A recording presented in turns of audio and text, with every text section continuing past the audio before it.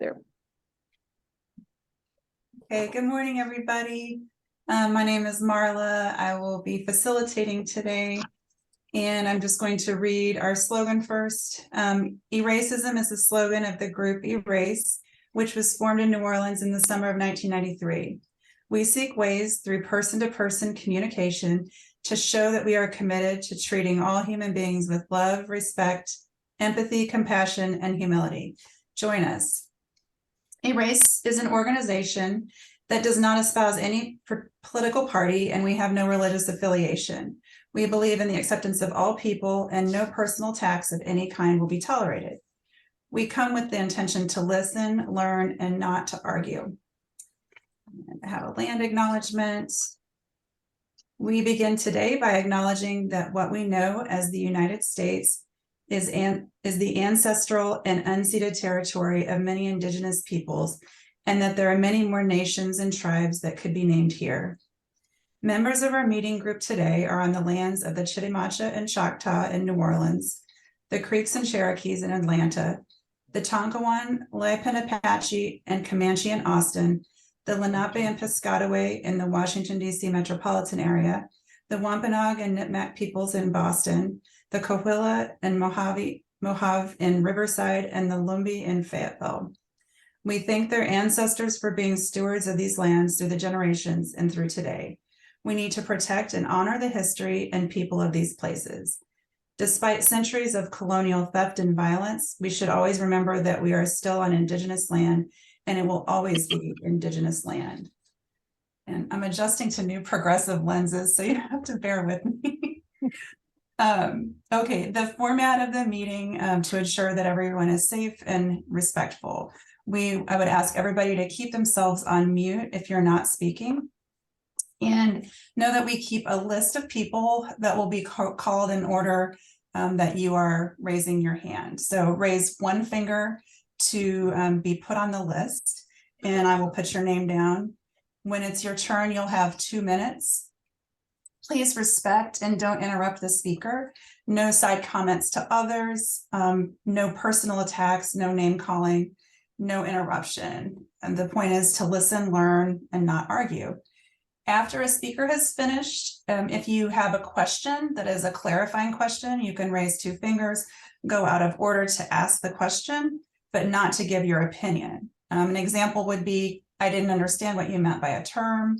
Could you please clarify what you meant by XYZ? The questions are not to further the opinion of the asker. They don't require a long monologue, and questions that do not qualify as clarifying will not be allowed, and the person can just simply go on the list. Only 2 people are allowed to ask a clarifying question per speaker. So, say why I picked this video.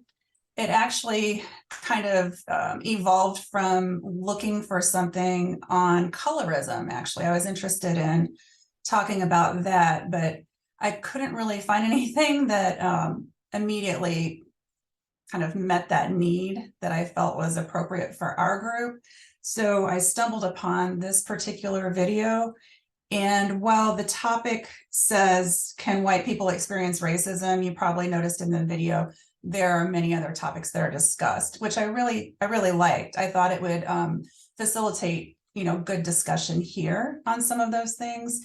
And I thought that the people who were involved in the discussion were, very respectful and thoughtful. It reminded me a lot of our group here in many ways. So with that, I'll go ahead and open the floor up for people to be, oh no, I gotta have us introduce ourselves.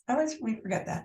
I'll go around and ask you all to just briefly introduce yourselves, and then we can get started, and I'll open the floor to people. So first I've got Phyllis.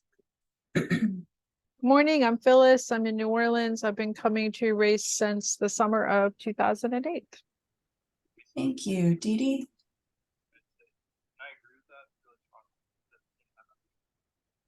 Good morning. I'm Dee Dee. I'm in California. It's been raining here since Thursday, and it's still raining pretty hard. We got a couple more days of this yet before we get a break. But I've been coming to racism for a couple of years. this racism for about a year, and I totally enjoy this one. So thank you all for being here because we're gonna have a good time. Thank you. Nancy? Good morning, everyone. I'm Nancy. I am in the New Orleans area. I have been coming to Erace since June of 2007. It's a very good topic, Marla. I really enjoyed the video. Good. Thank you. Thank you. Stanton? Good morning, Stan in Austin. I've been coming for about a year. Good morning, Martha. Good morning. My name is Martha, and I've been coming to Erace post Katrina, and I look forward to this lively discussion every Saturday. Thank you. Glenn?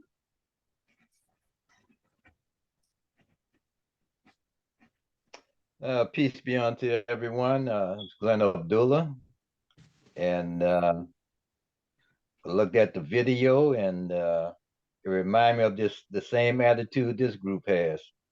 So I'm looking forward to seeing what everybody got to say about it. Thank you. Thank you. Larry? Yes, I'm Larry. Good morning. Happy to be here. Thank you. Good morning. Thank you. Let's see. Bill? I'm Bill, and my wife will not be able to be here today because she's selling books to support the library at the Harmony Park Art Market. She does it the last Saturday of every month. But we looked at the video together and we talked about it. It was a very thought-provoking video. Thank you, Marla. Thank you. Jean?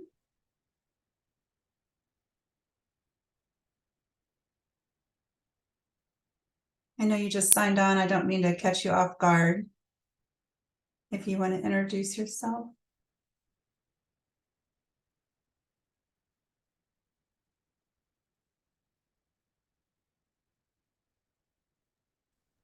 She's still I don't muted. know if she knows that you're talking to her. Yep. Jean? Hi, it's okay. Yeah. Good morning.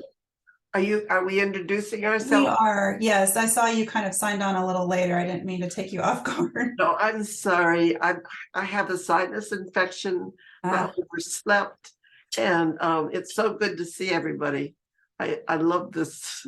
This group was great. This video. Let's see. Can you hear me? Okay. yes. Okay. I'm Jean Walker, and I'm in Silver Spring, Maryland, and I just am glad to join the group. I enjoy this whenever I come to your group. And I'm sorry because I'm so congested. But I am here and it's good to see everybody. Thank you. Thank you. Okay, I think I got everybody. I already mentioned why I selected the video that I selected. So with that, I can open the list. And if someone's willing to help with the timer, I don't know if mine can be heard. I can see if it can be. Let's see.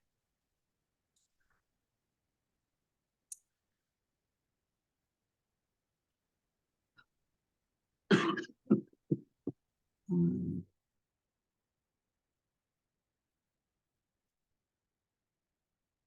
Can you all hear that?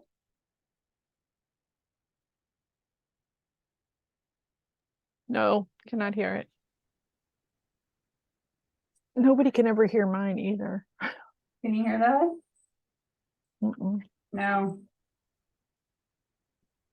I'm not sure why it's not heard. Let me try another one. I heard something. Yeah, I heard that. You can hear that? Can you make it last longer? Oh yeah. There you go. All right, I'm just gonna have to hold it up. And bear with me if I struggle with it a little bit because I don't know, my phone, it has the automatic lock thing on it and I probably need to fix that. But anyway, we'll see how this goes. Okay, I'll open the list up. Anybody who wants to get started. Okay, Marla, yes. the speaker, usually the moderator, usually says a few words about why she picked this topic. Yep, I actually did already, but just briefly, I was looking for an article or a video on colorism. I was interested in our group talking about that, and I couldn't really find anything that I felt was appropriate for the group. So I wound up stumbling upon this. And even though the title says, you know, can white people be racist? I mean, obviously that was the clickbait for me, but it discusses more questions than that. And I thought that this would be a great discussion for I our group. apologize now that you said it. That's I okay. remember your opinion. That's quite all right. Yep. Okay. So we have Stanton. Anybody else like to get on the list? Phyllis, Nancy. Okay. All right. You can put me on the list. Okay, and Glenn. All right. Larry. Excuse me. Okay, and Jean. All right. All right, Stanton. Yeah, this was really a great video in my opinion. I liked all the people in this group. Like you were saying, they were very thoughtful and respectful towards one another. It did remind me of our group on Saturday morning.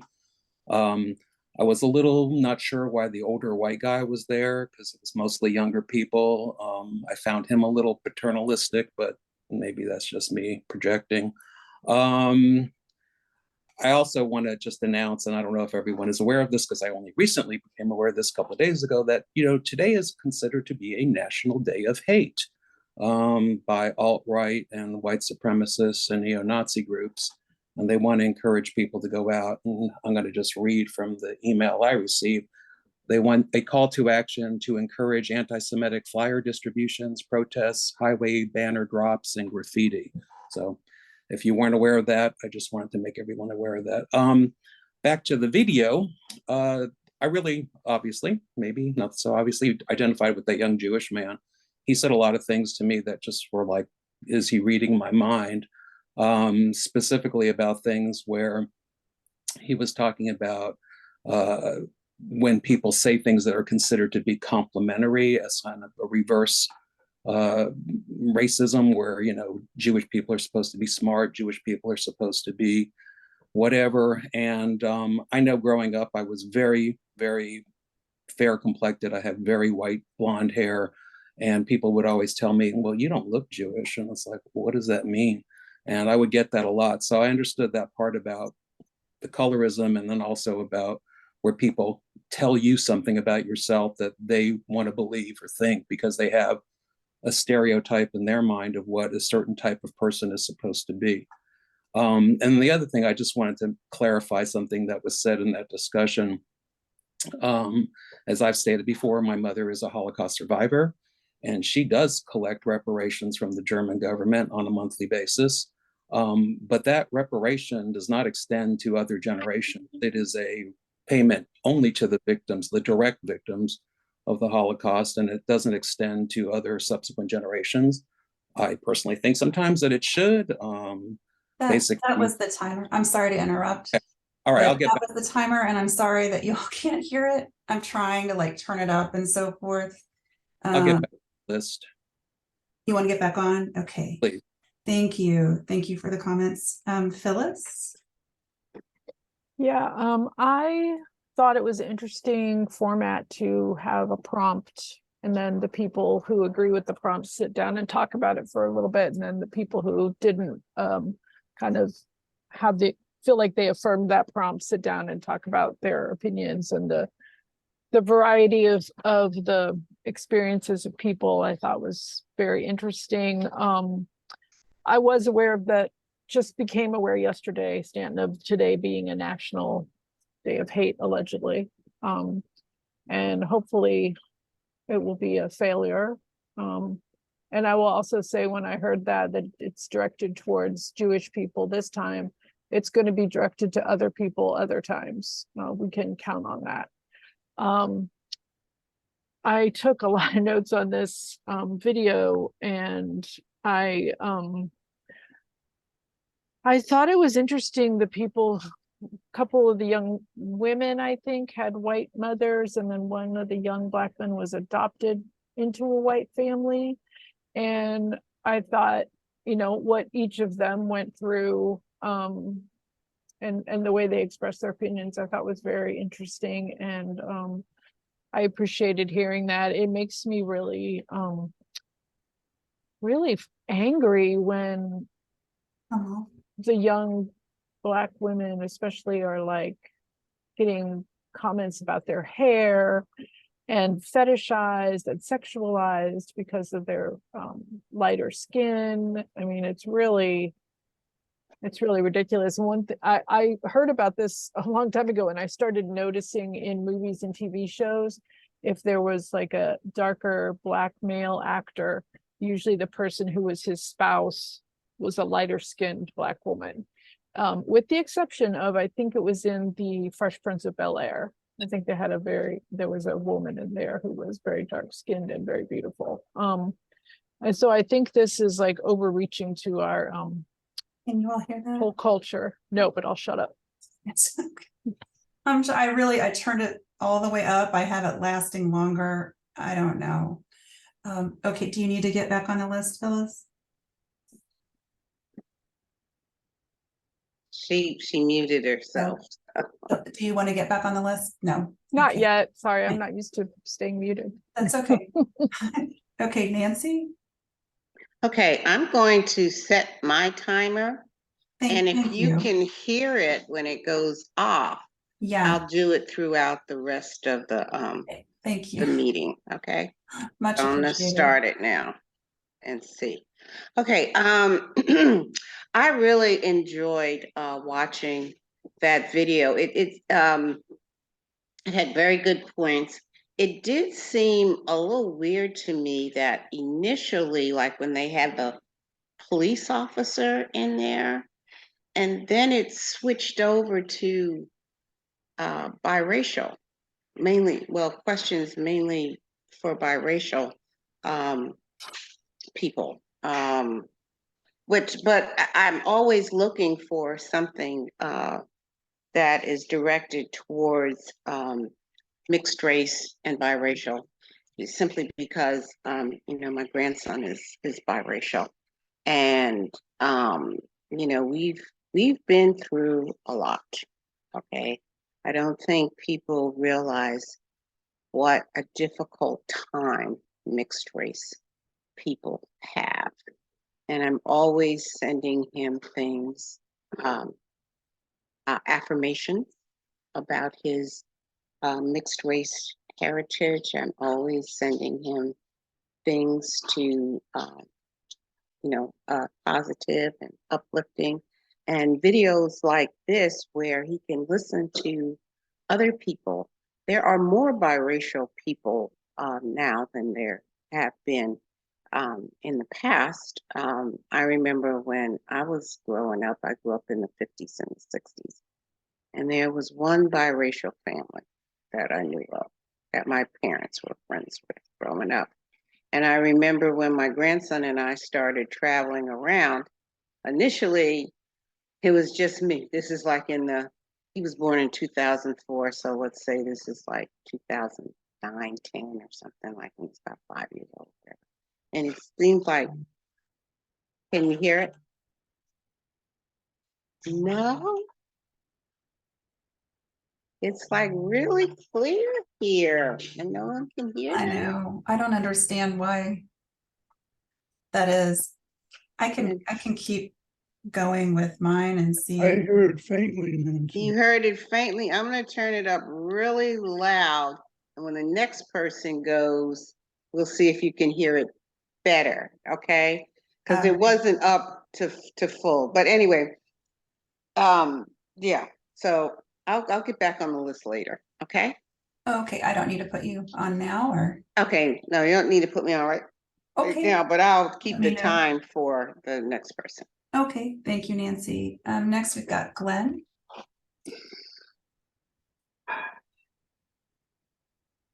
Yeah, it's like we close our ears that to things that African Americans do in discriminating against people, and say, well, no, we can't be racist because we don't have no power, and and when the policeman said that if he stopped somebody going 85 miles an hour or whatever, and the person he said, then the black person tell him, you wouldn't have given me no ticket. You wouldn't have given me any ticket if you give me that because I'm black. The policeman say he couldn't see who was driving the car. He stopped them because they were speeding. And we couldn't accept that. That black woman couldn't accept that. On the panel, they couldn't accept that. And they can't accept that we can be racist also. We can discriminate against people. And not all the I've seen us discriminate against the Haitians and other races, Mexicans. I've seen us do those things. But we can't admit that we can be racist. So we are we're very dishonest, and that's my opinion. Now, what you laughing at now? I like to ask a clarifying question. I would like to ask one too. Okay, Amal. Can you hear that? No. Oh, I could a little bit. Yeah, it's as loud as it can be. Really?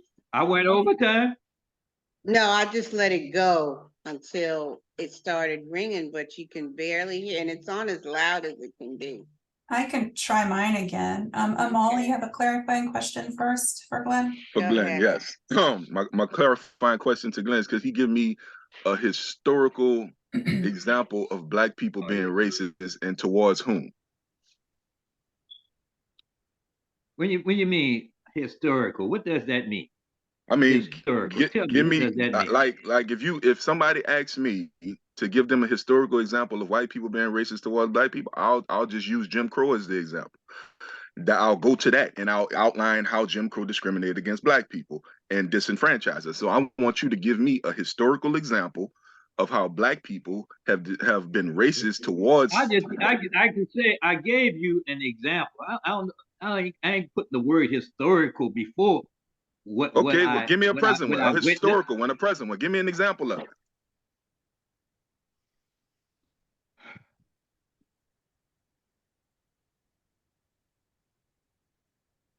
Exactly. The fact that you have to think about it, just answer my question. Well, I have to think about it because I don't concentrate on it. Never concentrated on it. I just witness it. Attitude.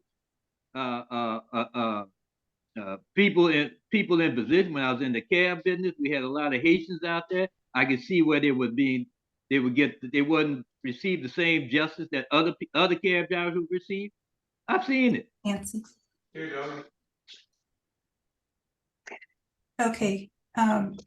Amal, was your question answered? They don't have to be answered. I answered. You ain't got to be to his satisfaction. Okay. Not really, but it is what it is. Okay. Greer, you had a clarifying question for Glenn? Well, basically, Amal took it and he really didn't answer the question. I mean, the answer he gave is the answer he gave. Okay. All right.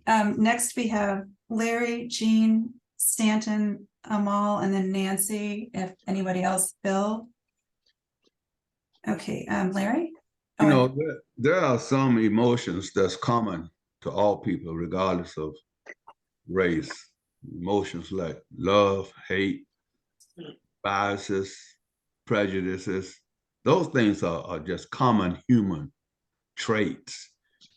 People within a particular race group could have hatred towards one another, prejudices towards one another. But we confuse those things with racism.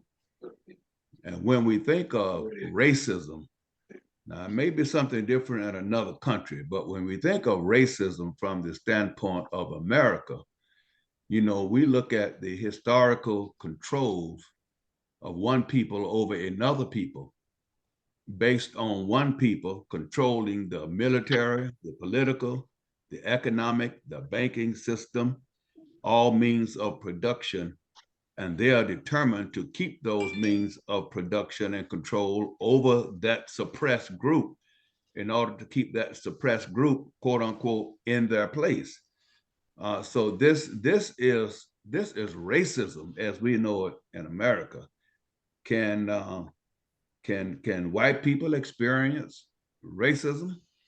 I think historically white people are part of the class that oppress other people of color. I think white people can experience hatred from their own people. They can experience terms like in the days of old, trailer trash and nigger lovers and things of that type if they appear to be too quote unquote liberal. But I think when we talk about the specifics of racism, Black people have never controlled the means of production and none of the other power positions that I mentioned. So I don't think Black people can be racist in that light. Thank you. Okay, thank you. Next we have Jean. And Glenn, I see you. I have had a few incidents. Many years ago, I was walking down the street and a van drove by with two Black men in it, and they spat at me and actually hit me somehow. And then when I was at law school, I went to Howard University School of Law. I'm a graduate. And everybody, when you're in law school, wants to be published in the Law Review, which comes out once a year. So I had a mentor. You get a mentor, one of the professors, and I wrote my article and submitted it, and it was declined. Well, my mentor was concerned about this, so he checked it. The reason they declined it is not because I was white, it was because they thought my mentor was white. So once we clarified that no, my mentor was not white, a white professor, it was a Black professor, I got published. So and these are people that they were friends of mine. I took it more as a learning lesson for me as to how I'm not putting myself in the same steps as Black people, but as some of the things that they may experience and how it makes you feel at the time when it's happening. It was more this being spat upon that left an impression. So, you know, and no, I don't think that Black people can be racist either. Hatred, this, as Larry said, or, you know, just not wanting to buy into it. So, yeah, but it's interesting when you find yourself in different circumstances. So thank you. Thank you. Right at time. Stanton?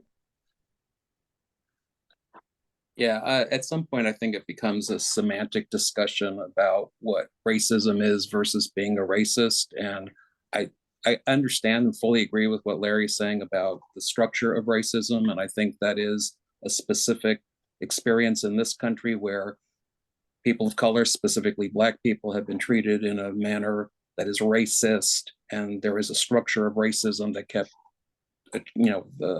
controls over them. I think individual people can be racist about other groups, like Glenn was saying. So I think there's some kind of middle ground here where you can be of another race and have racist attitudes towards other races, or you can also understand that as practiced in the United States, there was a structure of racism that was specifically and historically directed against Black people. Again, I worked for a black state rep for a while in Austin, and there was a coworker of mine, a young black woman, and almost on a daily basis, she would tell me, I hate white people. And I said, well, you hate me? She said, well, you're okay, but I hate white people. So it was, was she a racist? I think she kind of was just trying to make a social observation about her attitude towards white people in general. But, again, if you tell somebody I hate a group, well, it's hard to not think of you then as being a racist. So I don't know. This is a circular discussion. And I think at the bottom line, I think we all probably agree with one another. But then there'd be nothing to talk about. Thank you. All right, next we have Amal and then Nancy, Bill, Phyllis, Glenn, and Larry. Amal? Yeah, can you hear me? Yes. So yeah, interesting video. Enjoyed it. Had seen it before actually. I actually am a huge fan of Jubilee and Middle Ground, and Vice does a good job at bringing these different opinions to the table and discussing certain things. So to your original point, Marla, as it relates to colorism, you can find an article, a discussion rather like that on Vice. It goes into colorism, skin bleach, and so on and so forth. If you go to Vice, you'll be able to find that. So the question is, can white people experience racism too? The answer is no. How not? Once again, we're talking about a power dynamic in this country that has existed, and that power dynamics has only lied in the hands of white males. And white males have historically used that power dynamic to dominate, control, and otherwise murder and commit genocide against people who are not like them. Now, if you could show me, in order for black people to equally be as racist as what white people have historically been, you have to show me historical examples. And I can absolutely guarantee you, given an example Glenn gave when he had to think about it, you cannot show me historical and or present examples of black people doing historically what white people have done to us. And once again, I'll go down a list of things. You have to show me black people's version of Jim Crow. You have to show me black people's version of the KKK. And you have to show me black people's version of laws, statutes, and commandments that were put into law by politicians who are white, that disenfranchised by politicians who are black rather, and show me how those laws disenfranchise white people for centuries, i.e. generations. If you cannot show me that, and you cannot show me a workable definition, not just your personal emotional definition, I want to see it in action.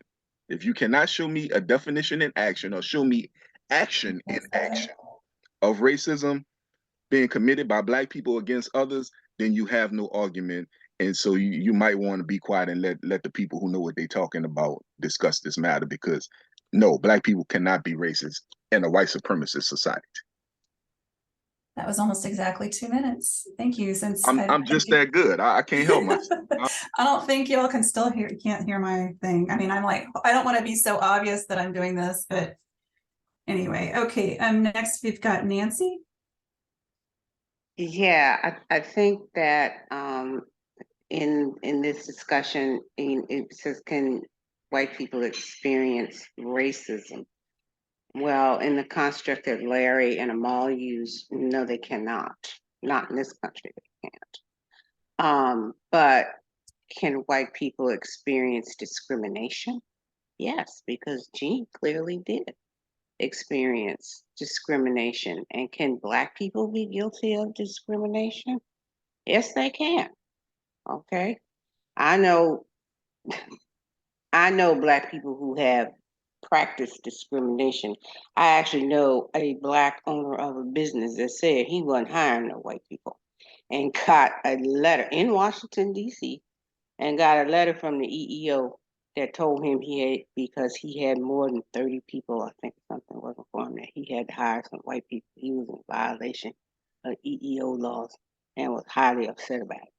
So, yes, it can happen. Also, along the lines of colorism, too, I know light-skinned people who have discriminated against darker-skinned people, and vice versa.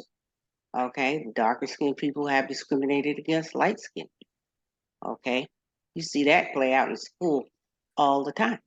Look at clicks. You see it all the time. And I'm sure there's some white version of that too. So, I mean, it depends on the construct and the framework that you're looking at in terms of who can be racist, who can't be racist, who can discriminate, and who can't discriminate. Okay, thank you. Next we've got Phil. Yes. Thank you, First of Nancy. all, I want to say that I agree completely with them all and Nancy.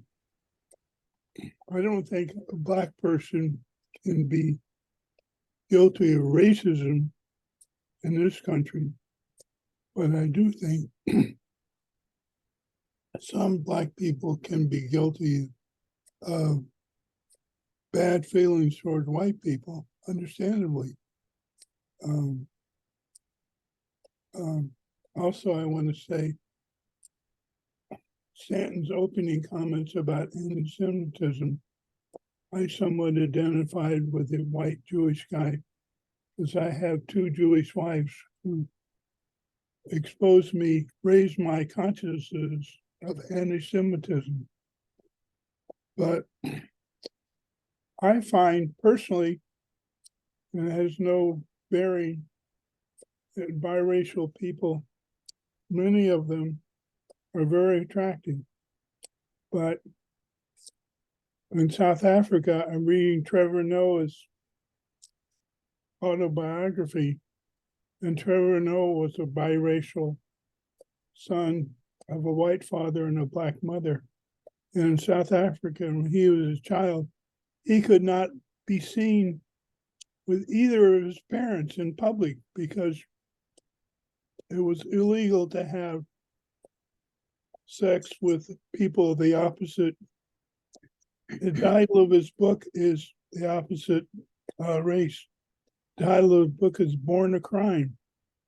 So he couldn't even be seen with his parents because of the prejudice in South Africa. But also I want to say, I thought the white cop was not consciously racist, but he's certainly blind to white privilege. And so he was I'm glad he was at the group because he displayed that ignorance of white privilege, even though he was not consciously racist. So That's the time, Bill. Would you like to get back on that list? I'll wait for a while. Okay, thank you. Next we have Phyllis, then Glenn, Larry, Dee Dee, and Amal. Well, I wanted to say about reparations. You know, people make the argument that nobody living today was actually a slave, and that if there was going to be reparations, it should have gone to people who were enslaved. And so my argument about that is, well, but they didn't, and there were a few people who were given the proverbial 40 acres and a mule, but then got it taken away again. And, you know, in Germany, they made decisions while they were still Holocaust survivors alive to help them.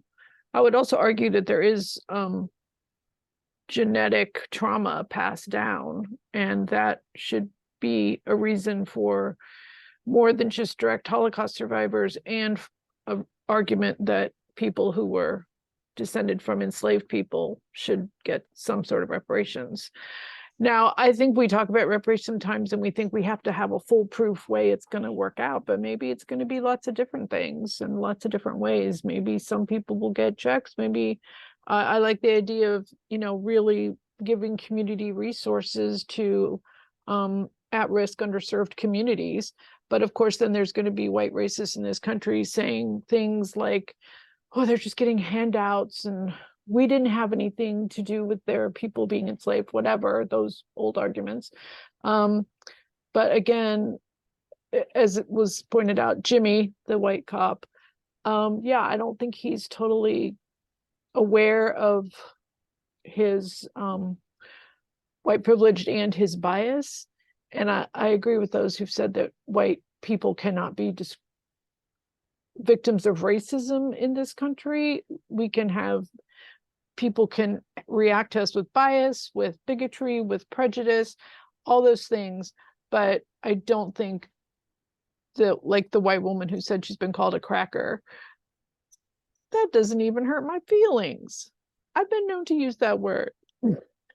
And that's the time. Would you like to Okay. get back on the list? Not right now, thanks. Okay, and I see your hand, Greer. Okay, next we have Glenn, then Larry, Dee Dee, Amal, Bill, and Greer. Glenn, oh, and Stanton.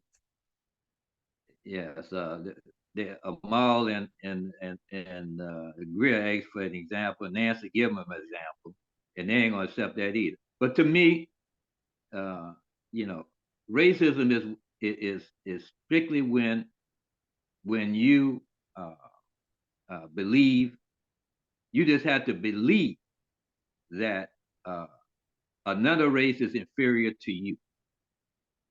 That's racism to me. Not how you apply it, but how you think.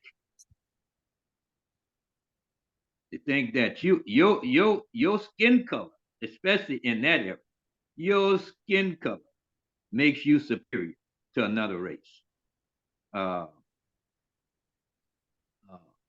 Now, the Japanese believed that they were superior to the white man. They believed that their emperor was the sun god, and that white people were barbarians. And they believed not many other ways. They went into the Philippines. They went everywhere. Wherever they went at, they treated people that were not Japanese as inferior to them and were very cruel to them. Imposed slavery on other people all the way up to World War II. So people, we're just putting this thing as a white man's thing, the white man's burden, that he's the racist in the world. You go into places in Africa where blacks took over power, and you will see racism. I guess that's all I got to say. Okay, again. I have a clarifying question. Yes, Greer. Okay, yeah, I'm gonna hit you with this. So I want you to clarify. You're saying thoughts without execution is racism.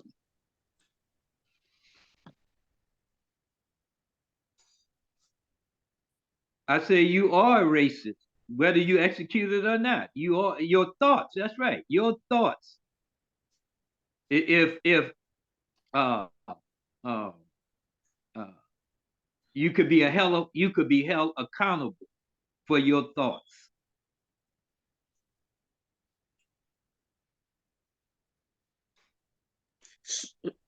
Am I able to ask another question, or that's it?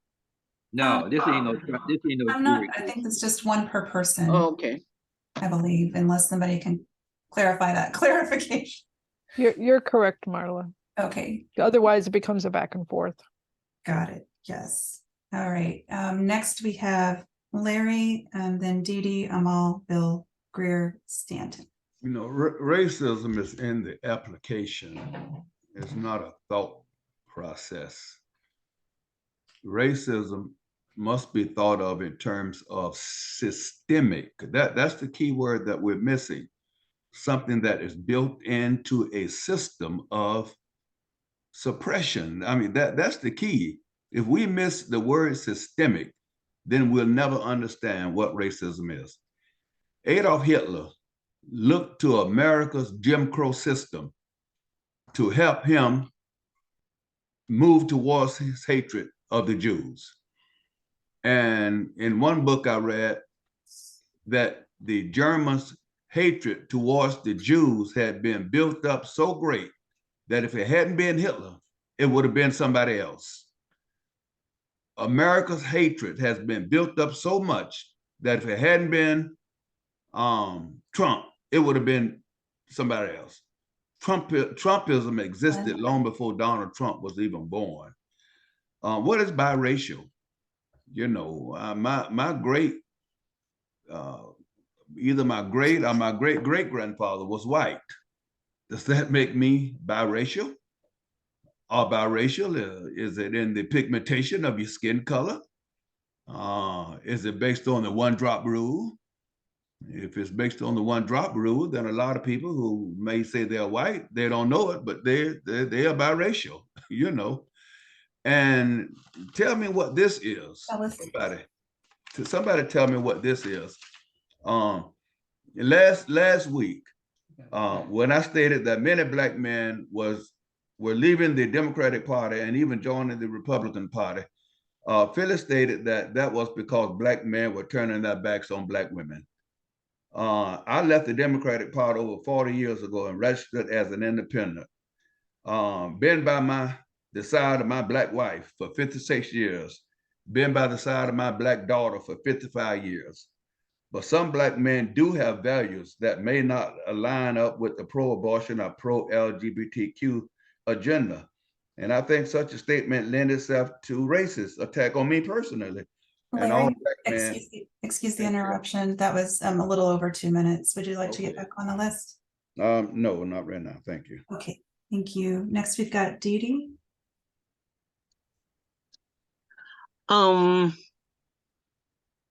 First thing I wanted is to thank Glenn for bringing up, when we're talking about racism, the Japanese folks have some pretty hardcore practices in the United States. And, you know, some of it was a trust issue. Some of it was how they were treated during World War II. Because California doesn't have a whole lot of, you know, Glenn was asking for not Glenn, Abdul was asking for laws, but there aren't really any established laws, but there are practices. And in LA, there are areas that only Japanese folks can buy property there. And they like it that way and they keep it that way. Okay. And there's other sections that, you know, there's Korean areas, there are Vietnamese and Laotian areas, but the Japanese areas really are the hardcore pockets. And the other issue that I'm hearing is about Black folks that can't be racist. I'm here to tell you my aunt was one of the worst. Okay. She was, and it was environmental because she was raised in Chicago. Chicago is still a segregated city. It's not as bad as it used to be, but she was raised just around Black folks and she only trusted Black folks. And so when she looks at you, the first thing she's going to see, Black folks versus white folks. Okay. And she wasn't raised that way. She was raised by the same mother that my mother was raised by. And my mother wasn't a racist. She didn't want us to be racist. So we got moved out of Chicago when I was 7 and come to California. But Dee, pardon me. She maintained her racial lines, and I'm done. Okay. Would you like to get back on the list? I think we have time for a couple. I'm good. Okay, thank you. We have Amal, Bill, Greer, Stanton, Glenn, and Phyllis. And I think I guess that should probably be it before the wrap up, since it's 10:52. So Amal? Yeah, can you hear me? Yes. What's interesting is that everything that everybody's talking about, I've heard people give examples of discrimination. I've heard people give examples of Black people being discriminatory.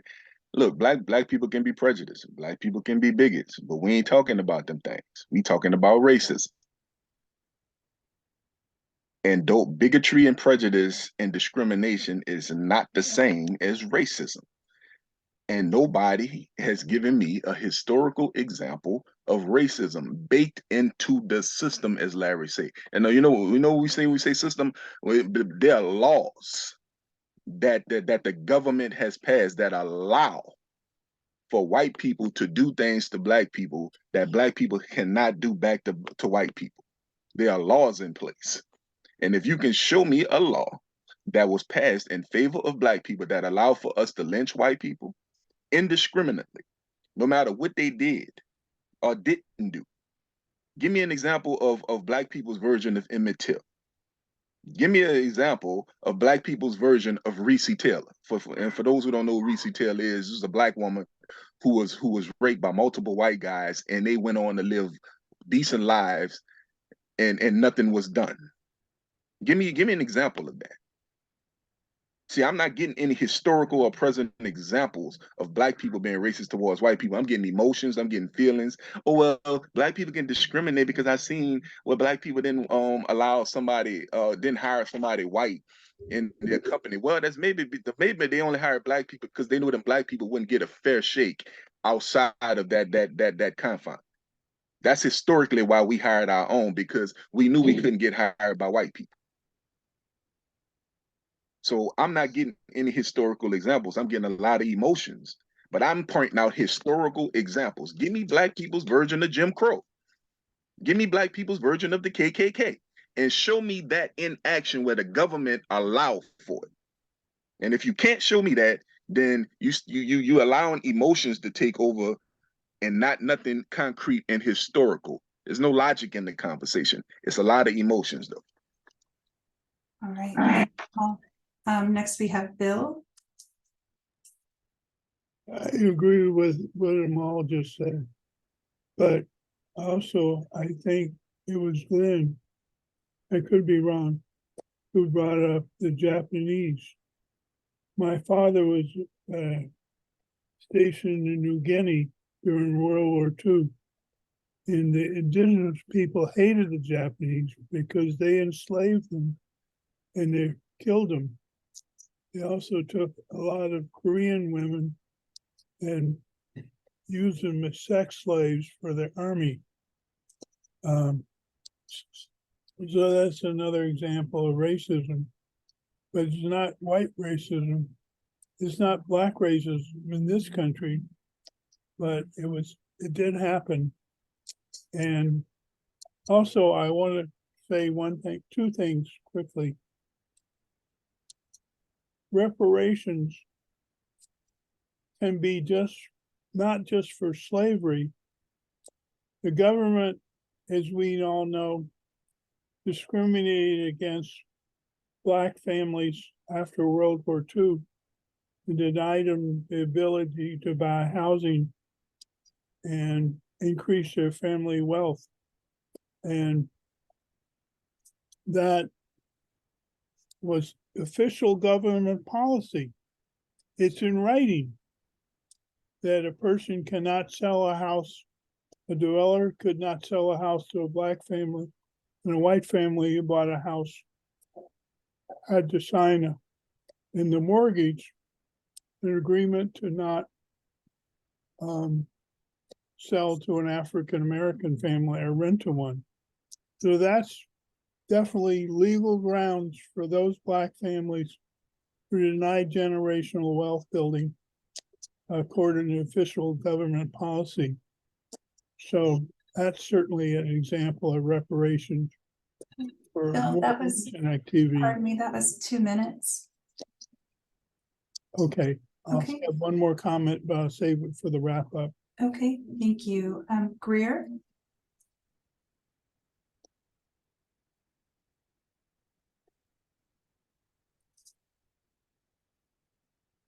Greer?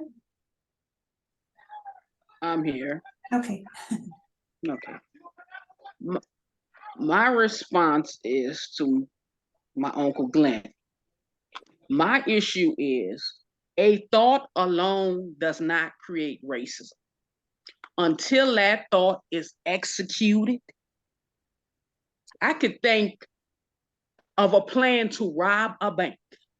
But until I execute that plan, I'm not a bank robber.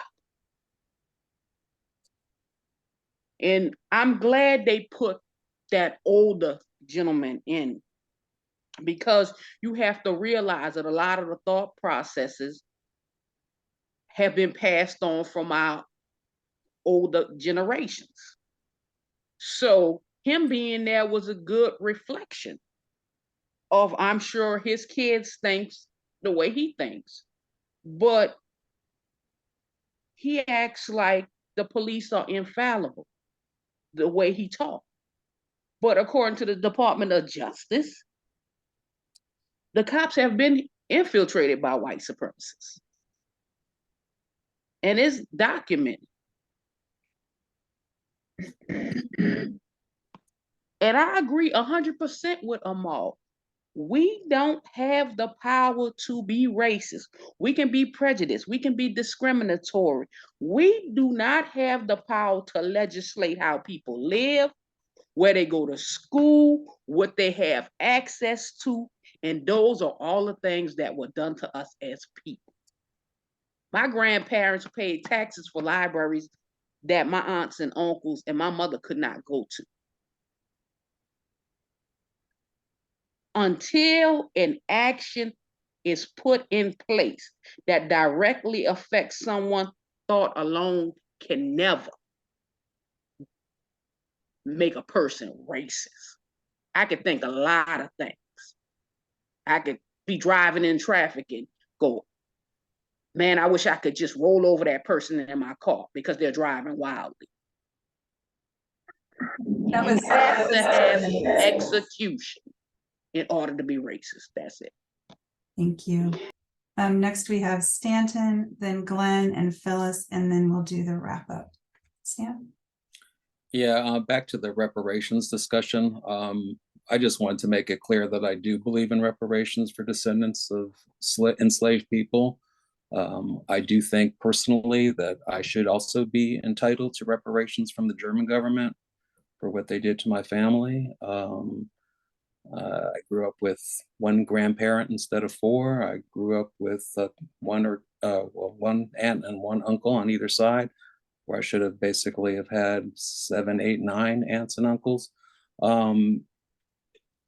There is generational trauma. I can tell you that sitting here because I experience it personally. I was raised by two very emotionally unstable people. Not a criticism of them, just a reality of them. And I think there has been a lot of trauma that has been perpetrated generation after generation in this country to people of African American origin, and how that gets figured out, that's a different question. I think it can be figured out. And the last comment I want to make is in response to something that Larry said, which is, Larry, I agree, there is not one uniformity of thought that should be forced on any group of people. I think within communities, people have a right to think and decide what is in their best interests and how they see the world and what they want to base their morals on and their principles on. So yeah, I don't think every Black person needs to be a member of the Democratic Party. I don't think every Hispanic person does. I don't think every white person needs to be a Republican. I think everybody has their individual freedom of thought and their right to decide what they think is good for themselves and their families. So yeah, I may not agree, I may not like it, but yeah, all power to everybody to have that right and that privilege to do what they want to do with their vote and how they think. So like I say, don't always agree, but that is the agree to disagree discussion. Thank you. Glenn? Yes, I'm also, I'm not a Democrat, nor am I a Republican. When I started voting, I think, I don't know, maybe in the about 1975, started voting. I came in as an independent for the reason I was not already coming in with the mindset at the age of 25 that these two parties could not satisfy me. But at this time in history, I'm all in with the Democrats to save our political system, to save us from tyranny. But like I said, also like I said that black people just use racism as an excuse for people to pity them, to say this is we are victims, and there's nothing we can. We are in a helpless position in America. We in one of the best positions in America to rise above our position. We are in better position than the group who hopes that Donald Trump can become president. Those poor whites. We're in a better position. We are more educated than they are. We are more financially able than they are. But we are just so weak in will and spirit that we need to fall back on racism as our excuse. What else I wanted to say? I wanted to say something else. How much I got time left? 12 seconds. Oh, I can't think that fast. I'll save it for the wrap. Okay, thank you. All right, we now have Phyllis, and then we'll do the wrap up. So, I wanted to go back to something that was commented on by Dane in the video about positive anti-Semitism, like the idea that most Jewish men are doctors and lawyers, and what attracts women. I'll leave the other thing out. Yes, Stan, I know.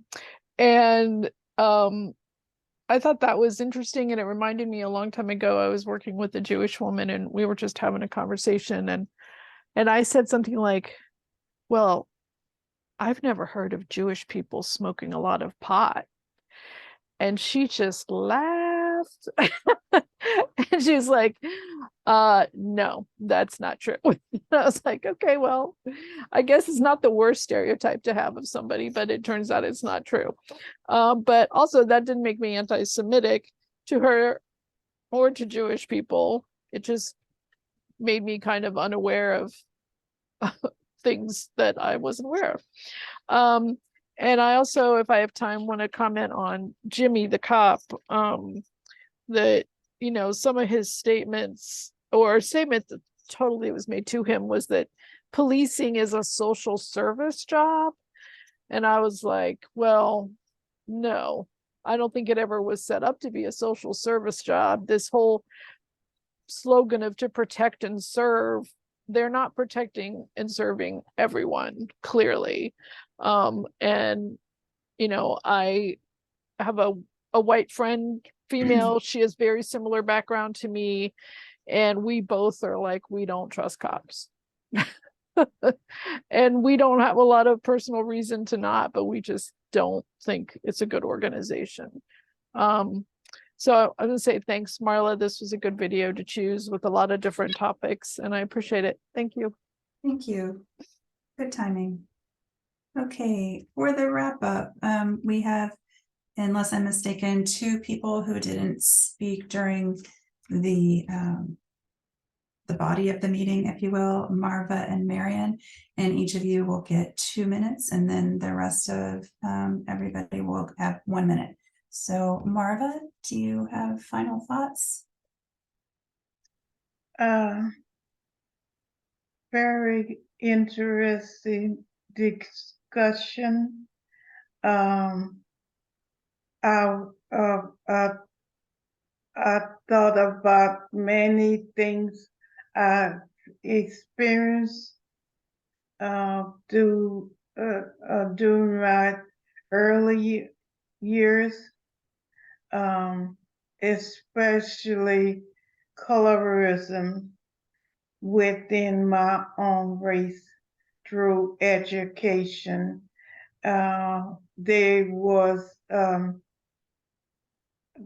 They divided African Americans into 2 different categories. There was the lighter complexion people that was African Americans. that was known as Creoles. They practiced colorism and racism by dividing us and making us hate each other. I experienced that through elementary school and junior high and high school. Thank you, Marla, for this opportunity to listen at the different views. Good topic. Thank you. Thank you. Marion?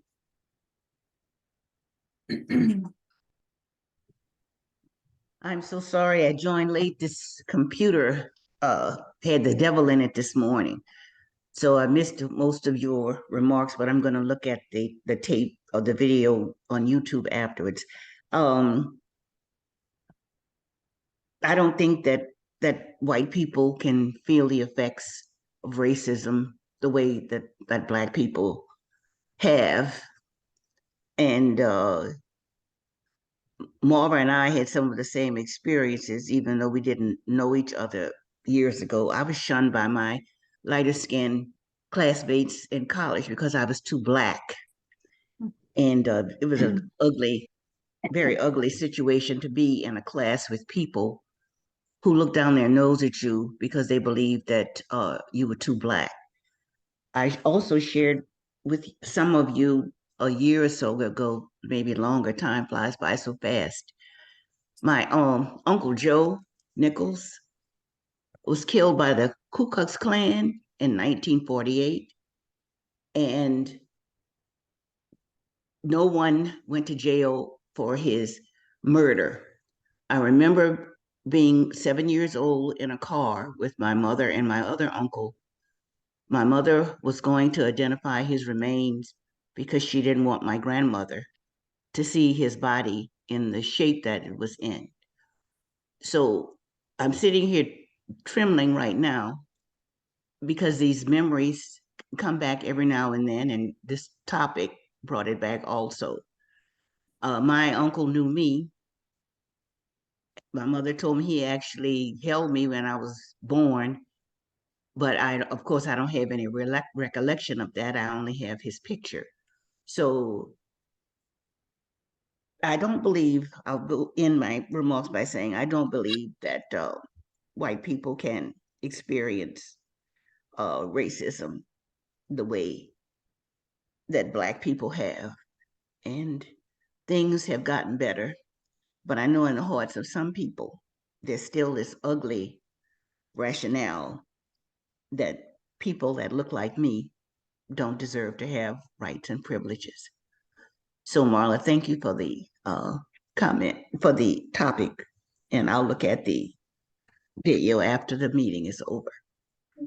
Thank you, Marion. All right, we'll move on to the 1 minute wrap ups.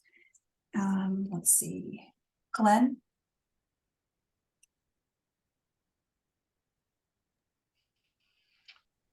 Yeah, I like to explain something when I said that you can be held accountable for your thoughts. I was speaking on a higher level, not the courts of the land, but the judgment of God. And your own soul will condemn you for your thoughts. Uh, hmm.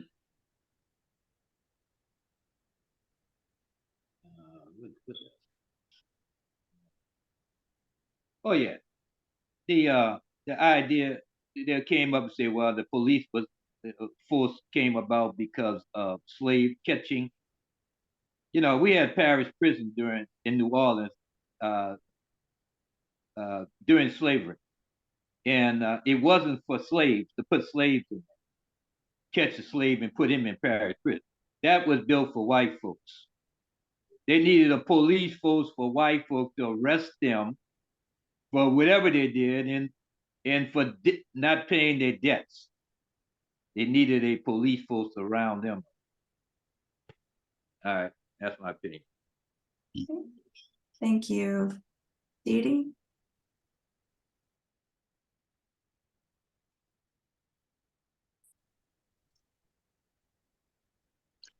This was a remarkably good video that we had a very, very good discussion because there was plenty to discuss in it.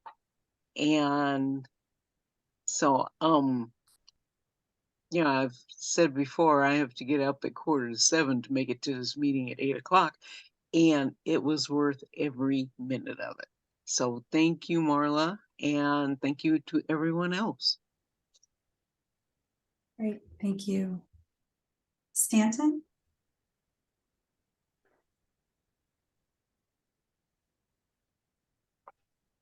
Yeah, this discussion also got me thinking about stereotyping people and what Phyllis said, and she thought about Jewish people and smoking pot. And I kind of, we're all of a certain age where I think we know what the stereotypes were in the 50s and 60s and into the 70s. I don't know what younger people think of each other these days. I don't know what the stereotypes between groups are currently. I don't know that many people under the age of 20, but I do wonder if kind of things are evolving for the better. I don't have a clue. I hope they are, but it just made me realize we're stuck in a lot of our stereotypes of 50 years ago when you get to this age. So, All right, thank you. Nancy?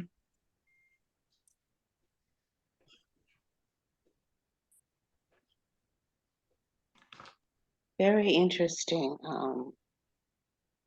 article.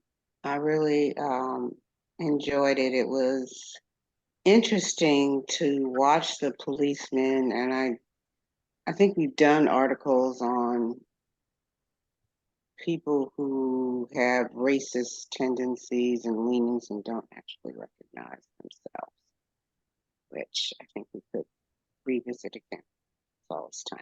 But thank you very much, Bill. I really enjoyed it. Bill? Great video, Marla. I want to make two quick points. I've seen colorism in Spain, Italy, and Mexico, where the southern inhabitants of those countries are darker skinned than the northern inhabitants.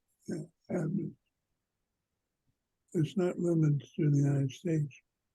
But also the more important point, when many times when the police violence, the police don't get prosecuted, but the families, rightly so, get a big settlement from the city for the violence that was perpetrated on their family member.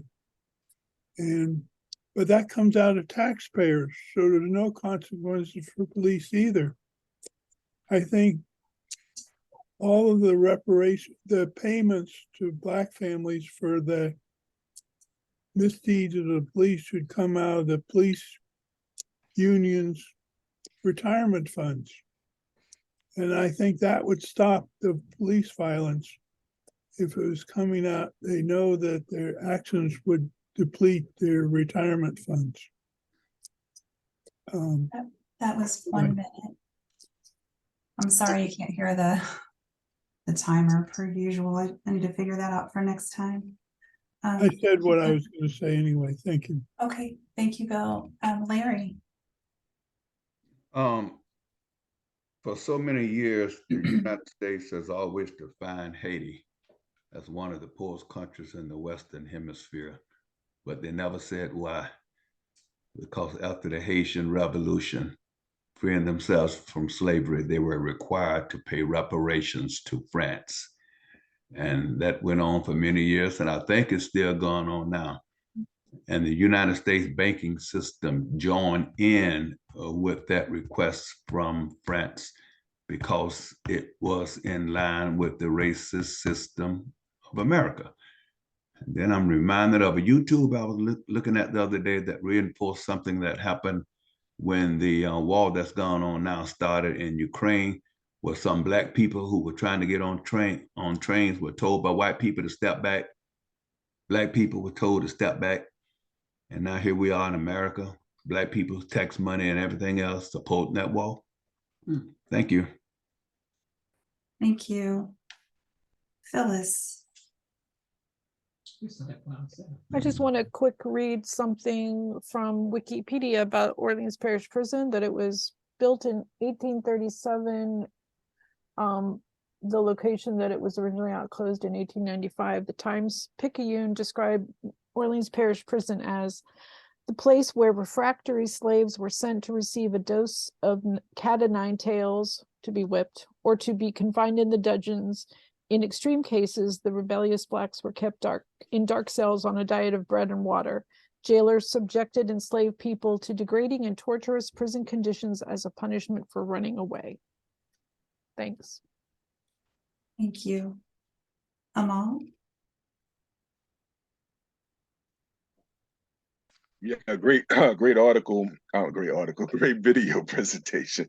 And like I said, you get a chance, look on Vice, and Vice will be able to give you a fairly decent video on colorism and skin bleaching. Like I said, great video presentation. As it relates to reparations, whenever Black people step up and demand reparations, people say, well, I wasn't a slave and you wasn't a slave owner and all of that type of stuff. The issue is that there was supposed to have been a payment. The United States reneged on the payment. So how do I hold the government that said it was going to do something and reneged on it accountable for its actions? No, you can't pay the people who were actually slaves. They died while you was in the reneging process. So then that means that if you want to make it right, then you have to pay their children, grandchildren, so on and so forth. And I don't care what form that takes place in, but something has to be done, or else this is going to be a conversation that's going to be going on for a long time. And I ain't letting the United States off the hook. I'm going to be in their face about reparations until I see some justice for that. Thank you, Amal. All right, and next we have Jean. I agree with the comment with respect to reparations. It's not just trauma that has come down through the ages, but the lack of opportunity of passing down generational wealth. And so that is the basis in my mind for why we should be giving reparations. And there are some communities that in fact are doing that. I can't remember offhand, but they are providing like one place is $25,000, I think, which has allowed people to make, substantial changes to their lifestyle or things going on. And I agree that there's no way that Black people can be racist. And I agree with Nancy's really simple discrimination versus racism. And I thank you for the video. I thought it was really interesting. I liked the format too. And thank you for everybody's input. And it's good to see you all, and everybody stay safe and healthy. Thank you. Prayer? I enjoyed the topic. I can say Germany learned from the best, because racism is alive and well here in the United States. And when they were talking about reparations, some people were for it, some people were against it. Everything doesn't have to be monetary. You can get free education, living tax-free for 467 years. I mean, there's a lot of things where our money was used. Like we're seeing money being sent over to Ukraine that does not benefit us. My grandparents paid into stuff and they were relegated to living where they lived due to racism. So there needs to be something done. What that'll be, And being that, you know, white people on a monolith, black people on a monolith, we saw this with the different people up on the stage when they were asking the question. If everybody knows that racism is wrong, then everyone should be working on it. Because nobody can say in America that if you're white, you want to be black. And so if you don't want to be me in America, then obviously there's a problem. That's it. Thank you. Thank you. All right, that is it. I just have a couple of final thoughts. The cop really got my attention in this, and I was actually glad he was there. One of the things, a couple of things he said that really stood out to me when he talked about not pulling people over because, you know, that he gave the same ticket to a black person as he would a white person because he didn't know they were black. I just immediately thought, you know, two things can be true at the same time. You might have pulled some people over because you didn't know that they were black, but you probably also pulled people over when you did know they were black and you had that bias already that maybe most likely you weren't even aware of. Anyway, I thought that was interesting. And then the second thing, when I think it was one of the biracial women talked about having advanced degrees and then trying to get a job in her degree and being passed over for positions when other white people in her exact degree and, you know, the same credentials she had immediately got positions in their workplace of choice, and how the police officer interrupted her and said, "I need to introduce you to my daughter." I just, wow, that was so cringe, but not shocking. And that he would center himself in that moment without recognizing her situation and having empathy for her situation.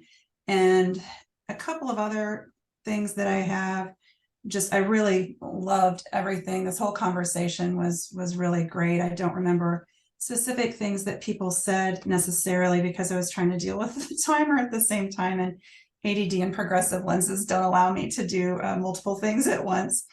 But reparations and ways to actually do that now, I think about that a lot on an individual basis, and I try to put into action my own reparations to Black people specifically. And in that, I think there was something in the video that kind of talked about policing reparations. And when I put money directly in the hands of someone who is Black, who is marginalized, I am not going to police what somebody does with that money. You know, whatever, if they want to buy a steak with it, if they want to buy a joint with it, I am not going to police what happens to that money. It's just, to me, it's the act of giving and putting it directly in the hands of someone who is marginalized. And I've got a lot to learn about that. Obviously, I'm not sitting here trying to pat myself on the back by any means. Finally, I just wanted to note one thing that came up in the video. And I don't remember who said it. It was one of the Black women, but coming from a place of cultural humility and practicing that, and also practicing radical empathy for people, especially folks who do not look like me, and just trying to come from that place. So the constant daily learning and unlearning that has to be done, and it has to be a conscious effort on the parts of us, specifically of white folks. So that's all I have if we want to end the recording, but thank you all for a great discussion. I appreciate it, and your patience with the timer.